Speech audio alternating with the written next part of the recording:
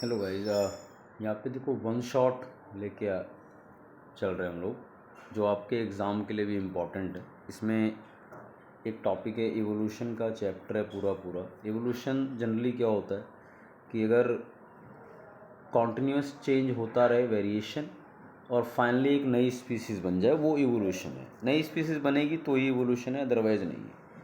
फिर सिंपली इसके अंदर एक थ्योरी है, बिग बैंग थ्योरी, जिसको आप यूनिवर्स एक्सप्लोजन थ्योरी बोलते हैं। इस थ्योरी के हिसाब से बताया जाता है कि भाई करोड़ों साल पहले यूनिवर्स जो है वो अपने आप ओरिजिनेट हुआ था और इसमें एक धमाका हुआ था, दैट्स वाई बिग बैंग। और अभी वो एक्सपेंड करता जा रहा है। तो ये सिर्फ टाइमलाइंस ध्यान रखिए। 20 बिलियन ईयर्स अगो हुआ था यूनिवर्स का ओरिजिन, और हमारी अर्थ जो इवॉल्व हुई है वो है 4.5 बिलियन ईयर्स अगो। ठीक है। फिर उसके बाद एक्सपेंशन थ्योरी, जो बेसिकली वो टेम्परेचर वगैरह, हीलियम, हाइड्रोजन, पता है सन से एक्सप्लोड होकर हमारी अर्थ भी आई, तो हीलियम हाइड्रोजन का पूरा ग्रुप होता है सन। ठीक है। फिर हाइपोथेसिस हैं कुछ, जैसे बताया गया कि स्टार्टिंग में जो है कुछ गैसेस प्रेजेंट थी, ये सारी गैसेस दिखा रखी, और इसके बाद ही बाकी कंटेंट बनना शुरू हुए, ओजोन वगैरह आके फॉर्म हुई, ये सारा कंटेंट है। ठीक है। इसके अंदर फिर बहुत सारी, अगर मैं बात करूं, जैसे लिखा है लाइफ ऑरिजिनेट हुई 500 मिलियन ईयर्स अगो। ठीक है। उसके बाद जो है इसमें कुछ थ्योरी हैं, नाम है स्पेशल क्रिएशन थ्योरी। सिंपल है, अपने आप बन जाता है, कोई स्पेशल गॉड वगैरह उसे बनाते हैं। ठीक है, वो थ्योरी थी। कॉस्मोजोइक थ्योरी है, पेनिस्पर्मिया, कि भाई कुछ बाहर से आया है, आउटर स्पेस से, और स्पोर की तरह अर्थ पे गिरा है। फिर स्पॉन्टेनियस जनरेशन है। थ्योरी ऑफ बायोजेनेसिस है। थ्योरी ऑफ बायोजेनेसिस मीन्स हो गया कि लिविंग से ही आते हैं, थ्योरी ऑफ बायोजेनेसिस है। स्पॉन्टेनियस जनरेशन अगर मैं बात करूं तो अपने आप ही इवॉल्व हो गए, जैसे इन लोगों ने कई उस पर एग्जाम्पल दिए, जैसे लाइफ मान लो ये कह रहे हैं आई है, जो भी सड़े हुए मैटर है, डिकेइंग मैटर है, स्ट्रॉ, मड, इन सब से लाइफ जनरेट हुई है, तो ये पॉसिबल नहीं है। इसको डिसअप्रूव किया था लुईस पास्चर ने। ठीक है। और लुईस पास्चर की अगर बात करें उनके एक्सपेरिमेंट में, तो उन्होंने एक एक्सपेरिमेंट किया था बस, कि जो किल्ड यीस्ट हैं उनसे उन्होंने देखा कि भाई कोई खास ऐसा कुछ आया नहीं, जब लिविंग होंगे तभी उससे अराइज होंगे। कह रहे हैं किल्ड यीस्ट मतलब नॉन लिविंग हो गया, नॉन लिविंग से नहीं आएगा, लिविंग से ही आएगा। ये लुईस पास्चर का था। तो उसके बाद मोस्ट एक्सेप्टेड है इसके अंदर ओप्रिन एंड हेल्डेन की थ्योरी है। ठीक है। ओप्रिन हेल्डेन की थ्योरी ये आपके सामने है। इसको एक्सपेरिमेंट किया था मिलर ने, यूरी एंड मिलर करके दो साइंटिस्ट थे। क्या था पूरा इसमें, बस ये ध्यान रखना, इन्होंने इनिशियल एनवायरनमेंट की कंडीशन ली, आपके सामने CH4NH3H2O वेपर की फॉर्म में, और H2 गैस। इन्होंने उठा के इसको एक सोल्यूशन लिया, उसमें स्पार्क किया, स्पार्क मीन्स लाइटनिंग प्रोवाइड की, टेम्परेचर दिया उन्होंने। टेम्परेचर देखो 800 डिग्री सेंटीग्रेड टेम्परेचर जो प्रोवाइड किया, उससे उन्होंने क्या मिला, इन चारों कंपोनेंट से कुछ नया बन के आया, और वो अमीनो एसिड्स वगैरह थे, मतलब लिविंग के स्टार्टिंग के कंटेंट यहाँ से बन के तैयार हो। ये अगर मैं बात करूँ, थ्योरी थी ओपन हेल्डेन। ओके। बाकी इसमें आगे फिर चलते हैं, इसके अंदर और कुछ खास नहीं है इतना। फिर देखो एविडेंसेस हैं कि भाई इवोल्यूशन हुआ, इसके कुछ एविडेंसेस हैं, क्या क्या प्रूफ्स हैं इसके। देखो बेस्ट प्रूफ है फोसिल होते हैं, फोसिल जो dead and decaying extinct matter हैं, डायनासोर्स वगैरह के फोसिल हैं। फिर फोसिल की एज का पता लगाना, फिर वो अलग अलग टाइम स्केल पे अलग अलग फोसिल का होना, डायनासोर जैसे ऑर्गेनिज्म का होना। अच्छा, इसमें जो है एक है होमोलोगस और एनालॉगस ऑर्गन। जैसे आप जानते हैं होमोलोगस में सिमिलर स्ट्रक्चर है पर डिफरेंट फंक्शन है, और ये डाइवर्जेंट इवोल्यूशन शो करते हैं, याद रखना। इसमें डिफरेंट स्ट्रक्चर होते हैं, सिमिलर फंक्शन होते हैं, बट ये कन्वर्जेंट इवोल्यूशन शो करते हैं। मीन्स ये एक ही जगह से आते हैं, काम अलग अलग हैं, ये अलग अलग जगह से आते हैं, काम सेम। ठीक है। इसके एग्जाम्पल हैं फिर वो thorns of bougainvillea, tendrils of cucurbits, forelimbs of vertebrate, ये बहुत सारे एग्जाम्पल हैं यहाँ पे, ये एनालॉगस और होमोलोगस के। फिर इसमें देखो एक है एम्ब्रियोलॉजिकल एविडेंसेस। एम्ब्रियोलॉजिकल एविडेंसेस क्या है, हॉन्स हैकेल नाम के साइंटिस्ट थे, उन्होंने बताया था कि भाई जो एम्ब्रियोनिक स्टेज हैं हमारी, जैसे 9 मंथ की एम्ब्रियोनिक स्टेज हैं, सारी रिपीट होती हैं। या उसमें रिपीट होते हैं। अगर मैं बात करूँ हमारे जो भी एंसेस्टर्स हैं, लाइक हमारी एम्ब्रियोनिक स्टेज में बर्ड की तरह भी दिखते हैं हम, फिशेस की तरह भी दिखाई दे रहे हैं, कभी कभी रेप्टाइल की तरह दिख रहे हैं कभी। तो ये सारा क्या है कि एम्ब्रियोनिक लाइफ में सारी जिससे हम इवॉल्व हो गए हैं वो सारी स्टेजेस आती हैं। तो वो अर्नस्ट हैकल ने दिया था और इसको डिस्प्रूव किया था एक अर्नस्ट वॉन बेयर ने, उन्होंने इस चीज़ को डिस्प्रूव कर दिया था। ठीक है, उसके बाद जनरली इसके अंदर बात करें मॉलिक्यूलर होमोलॉजी बोलते हैं। मॉलिक्यूलर होमोलॉजी मीन्स देखो सारे एक ही जगह से इवॉल्व हो गए हैं, इसका क्या मतलब है सर, डीएनए सब में है, जेनेटिक मटेरियल मेनली है ही सब में, फिर सब में सेंट्रल डोगमा फॉलो होता है, जो चीज़ हम लोग अभी फ़िलहाल पढ़ रहे हैं कि सर डीएनए से एमआरएनए आएगा, एमआरएनए से प्रोटीन आएगा, यही एक्सप्रेशन है, सब में ही होता है, सेम ओरिजिन है इसीलिए सब में ऐसा होता है, एवोल्यूशनरी कंडीशन सेम है। फिर एक आता है एडेप्टिव रेडिएशन। ये कंडीशन क्या है सर, एनवायरनमेंट के हिसाब से ऑर्गेनिज्म अपने आप को अडेप्ट कर लेते हैं और अडेप्ट करने के बाद अलग अलग, या जनरली मैं बोल दूं अलग अलग एनवायरनमेंट में अलग अलग रिसोर्सेज के हिसाब से उनमें चेंजेस आते हैं। जैसे यहाँ पे बढ़िया एग्जांपल दे रखा है, एक डार्विन नाम के साइंटिस्ट जिन्होंने, इनको फादर ऑफ एवोल्यूशन बोलते हैं, Charles Darwin, origin of species नाम की बुक लिखी थी, गैलापागोस आइलैंड पे विजिट पे गए थे। ठीक है, वहाँ उन्होंने नोट किया कि बर्ड्स की उस आइलैंड पे डिफरेंट डिफरेंट बीक शेप है depending on the food habits. तो ये अडेप्टिव रेडिएशन है। ऐसे ही मार्सुपियल होते हैं, मार्सुपियल वो जैसे कंगारू जिनके थैली होती है एब्डोमेन में, तो उन्हीं के ही अलग अलग फॉर्म्स हैं।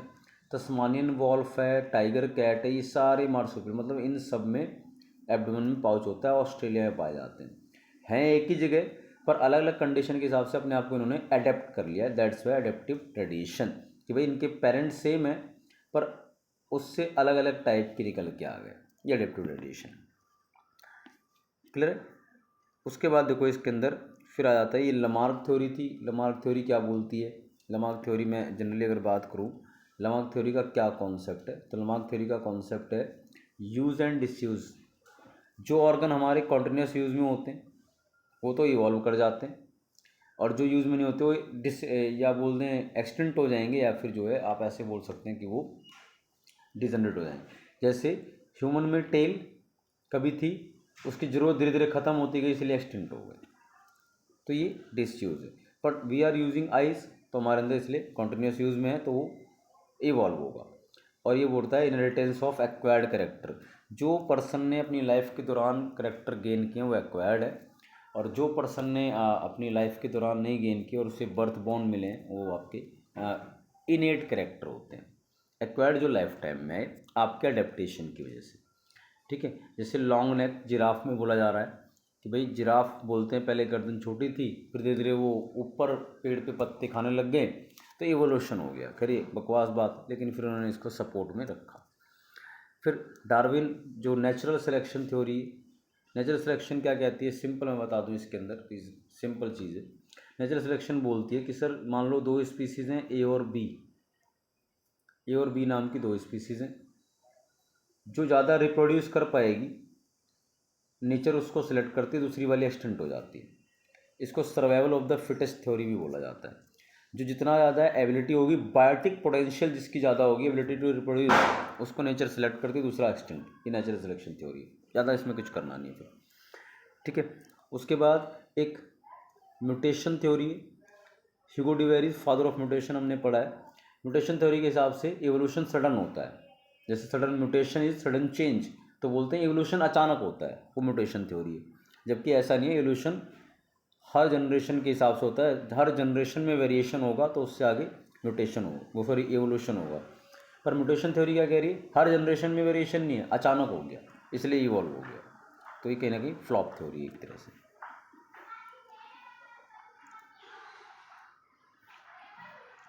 फिर देखो इसमें एग्जाम्पल्स हैं कुछ, जो anthropogenic action means human activities की वजह से जो इवोल्यूशन के एग्जाम्पल हैं।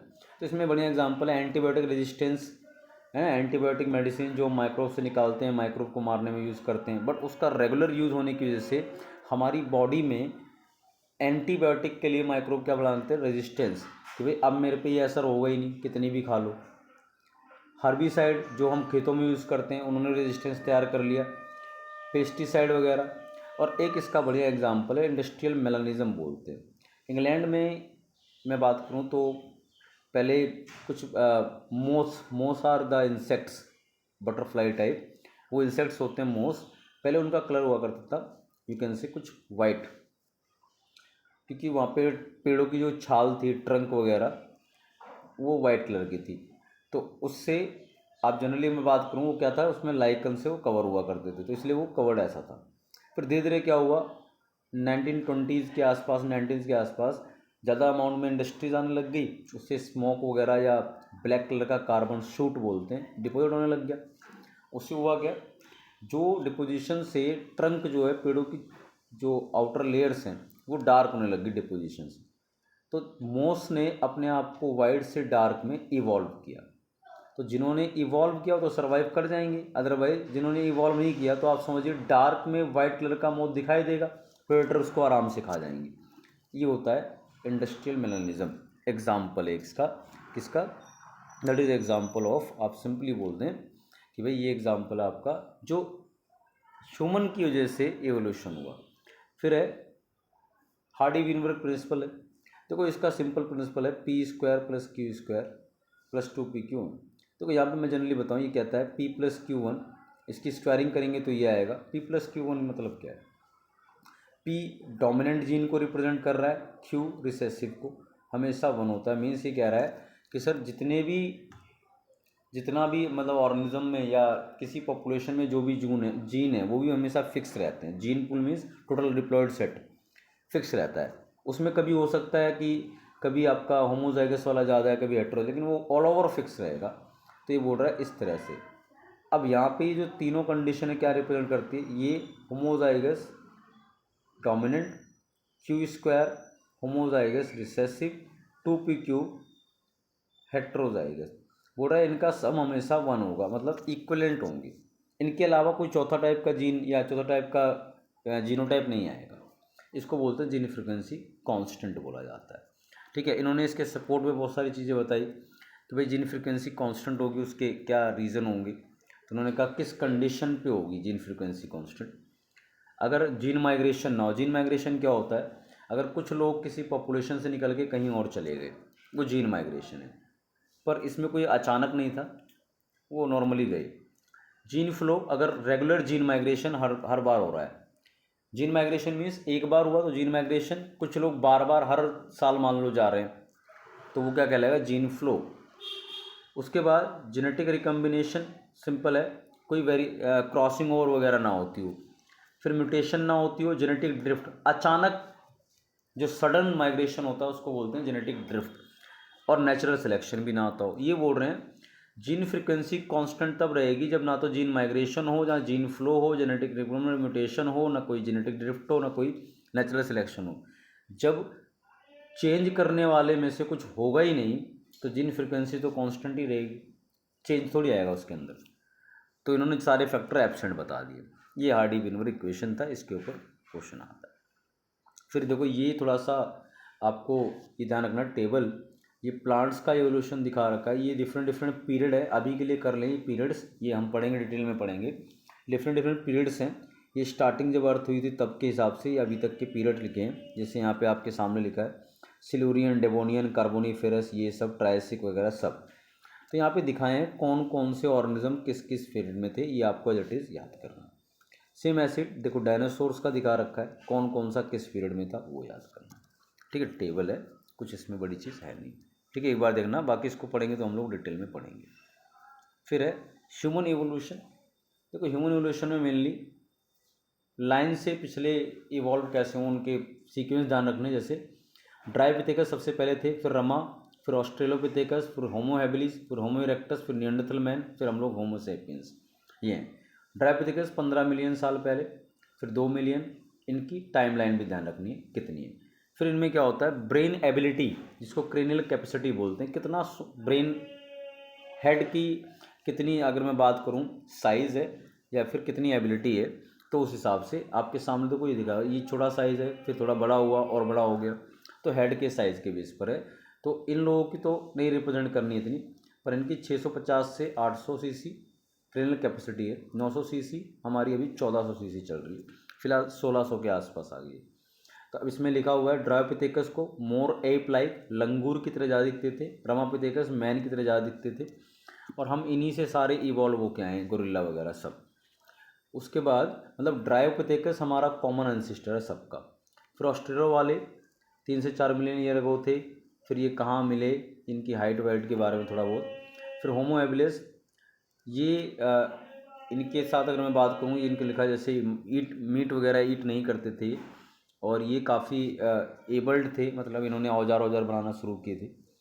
फिर उसके बाद होमो इरेक्टस, ठीक है, इनके फॉसिल कहाँ डिस्कवर हुए।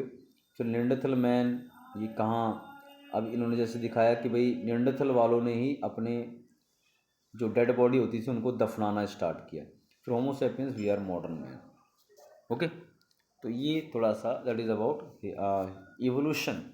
ये आपके एक वन शॉट टाइप है जो आपके एग्ज़ाम के काम आएगी। ओके, ऐसी मैं अभी आज और कल में एक ह्यूमन हेल्थ एंड डिजीज़ की भी डालूँगा, उसके बाद आपका एक माइक्रोब्स की भी आएगी, उसके बाद एक बायोटेक की भी आएगी। तो आपके एग्ज़ाम के लिए इम्पोर्टेंट है, जो आपका 22 तारीख को आई थिंक एग्ज़ाम है कुछ का, इसी सितंबर में जो भी एग्ज़ाम है, तो वो वन शॉट है। थोड़ा सा आप इसको पढ़ेंगे तो आपके नंबर आ जाएंगे जो हमने चैप्टर नहीं किए। ठीक है, चलिए, थैंक यू।